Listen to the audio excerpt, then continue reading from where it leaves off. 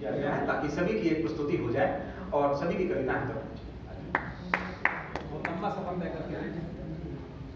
जी, लंबा सफर तय करके आए हैं और 20 घंटे के सफर को 5 मिनट में समेटने का निवेदन भी हुआ है।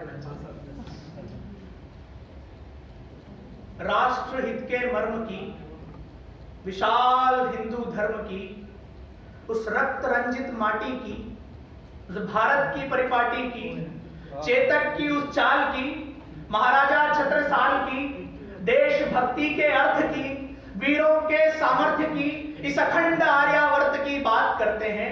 आइए अपने काव्य पाठ की शुरुआत करते हैं।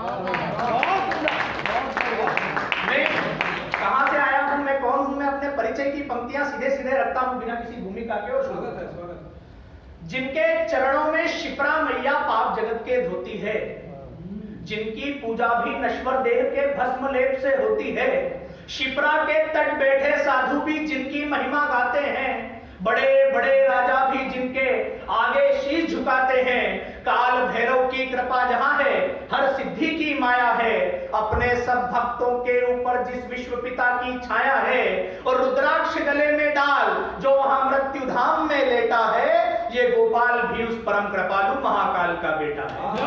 ये गोपाल भी उस परम कृपालु महाकाल का बेटा है। मैं संख्या सीमित है, लेकिन मैं ये अंतर्मन मेरा ये जानता है कि यहाँ बैठा प्रत्येक हृदय कविता का मर्मज्ञ है। मैं केवल भारती के उद्घोष के साथ में आप सभी के सुनने की वो क्षमता ज्ञात करना चाहता हूं। भारत माता की जय। क्षमा कीजिएगा, लेकिन छत्तीसगढ़ की इस धरा पर आने के बाद भी मुझे ये बात कहनी पड़ रही है कि आपकी आवाज में रानी लक्ष्मी सा स्वाभिमान नहीं है, आपकी आवाज में वीर शिवा का सम्मान नहीं है, आपकी आवाज में दिनकर सा ताप नहीं है, आपकी आवाज में महाराणा प्रताप नहीं। ये आवाज वो नहीं जो वीरों ने कारगिल पर चढ़कर लगाई थी, ये वो दहाड़ नहीं जो सिंहों ने सीमा पर अड़कर लगाई थी। ये आवाज सुन, मुझे भगत और आजाद की जवानी याद नहीं आती, ये आवाज सुन मुझे सन 57 की कहानी। आवाज क्या होती है मैं बताता हूं। आवाज वो की आवाज ही दुश्मनों का बुरा हाल बन जाए, देश के गद्दारों के सरों पर मंडराता काल बन जाए, और आवाज वो जो समक्ष पर्वत को या लोहा पिघाल कर रख दे, आवाज वो जो लहू का एक एक कतरा उबाल कर रख दे। तो एक आवाज लगाना इस हिंद की आन बान और शान में, इस हिंद की माटी में मिले उस रक्त के सम्मान में, और आवाज ऐसी लगाना कि दुश्मन भी रण छोड़ रास्ता नापने लग जाए, और सीमा पार बैठा इमरान भी भारती की जय सुनकर कांपने लग जाए। भारत माता की जय। समय की अपनी सीमा है, मैं कुछ मुक्तक आप सभी मातृशक्ति यहाँ पर उपस्थित है, मैं आपको सौंपता हूं और जल्द ही अपना काव्य पाठ संपूर्ण करूंगा।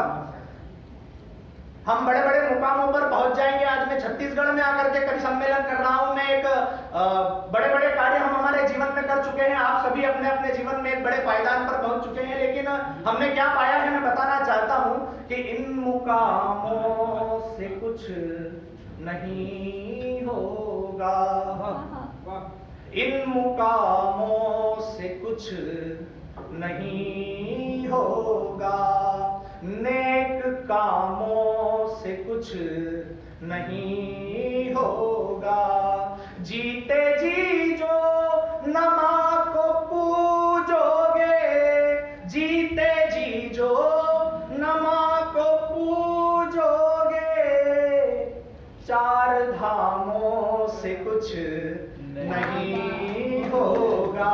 चार पंक्तियां और मां के समक्ष रखता हूं।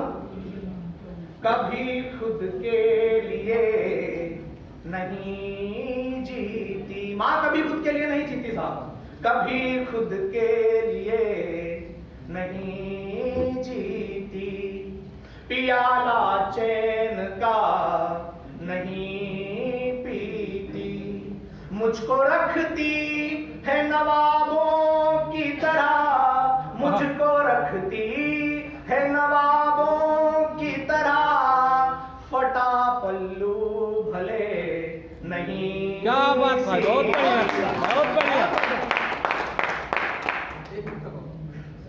एक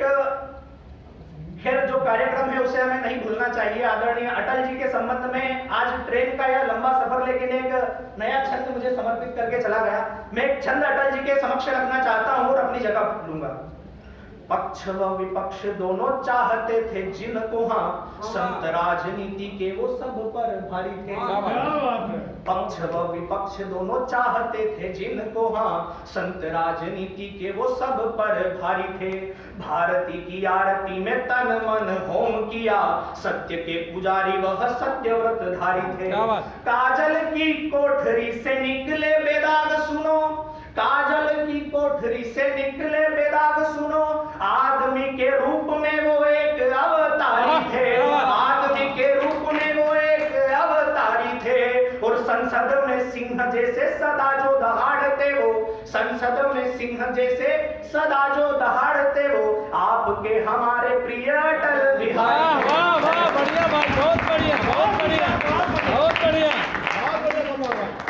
आपकी तालियां बता रही हैं कि आपका मन नहीं भरा है, मगर समय की अपनी सीमाएं हैं और जो समय हमें मिला है वो समय बहुत सीमित है। आइए और कार्यक्रम को गति प्रदान करता हूं और इंदौर से ही हमारे बीच